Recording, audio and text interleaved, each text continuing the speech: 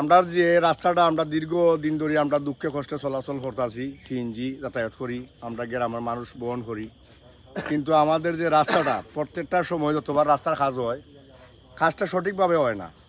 বালু দুর্বল, ফইল মাটি থাকে, আপনার একমতো খালি আপনার খৈরা যায় কি কোনো সুরত যে রাস্তা করছি বললে ওটাই খালি প্রমাণ, আর কোনো শক্তিশালীভাবে ভালোভাবে কোনো কাজ করা হয় না।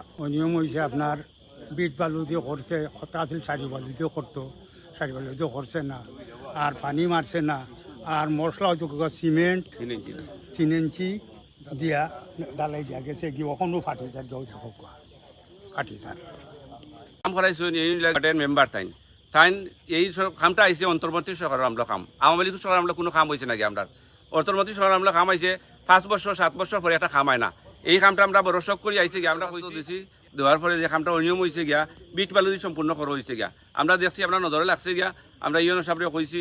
এরপরে এই আমার দরখাস্ত চলমান অবস্থায় আছে গিয়া একদিন গেলে আমরা 3 দিনও গিয়া এরা অভিযোগ দেখতে আয় না গিয়া পিআই সাহেব আইসি আবার পরেও আমরা দেখছে গিয়া দেখার পরে আমরা কোনো কিছু এটা হয়েছে না গিয়া দরখাস্ত ইট এখন পাই থাকছে সারি বাড়ি তো সেই ইট পায় না, সারি বালু না, এটা হইয়া বালু সব হইয়া বালু। আপনারা খুদ্া দেখো গুয়া ফুট আছে ডালাই।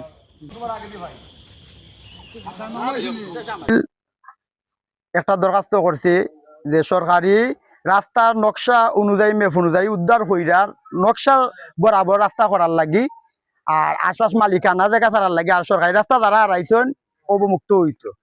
তা আমার দাবি হইল গিয়া নকশা যেরকম আছে রাস্তা ও নকশা অনুযায়ী নকশার জায়গায় রাস্তা হইতো মানুষের মালিকানা জায়গা চাইরা, আর যদি মালিকানা জায়গা দরকার পড়ে সরকারের প্রয়োজন আমরা হলে দিতাম।